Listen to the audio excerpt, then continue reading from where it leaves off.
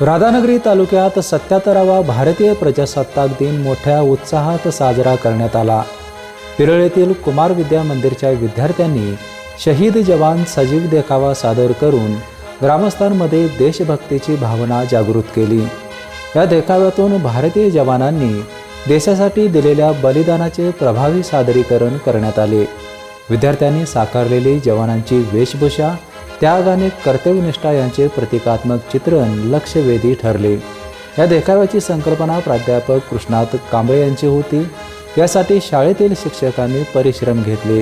यावेळी लोकनियुक्त सरपंच अस्मिता पाटील, उपसरपंच राणी पाटील, मुख्याध्यापक प्रकाश चौगले, शाळा व्यवस्थापन समिती अध्यक्ष सुशांत पाटील यांच्यासह विविध क्षेत्रातील मान्यवर आणि ग्रामस्थ उपस्थित होते। बिपिनसाठी राधानगरीहून उत्तम पाटील।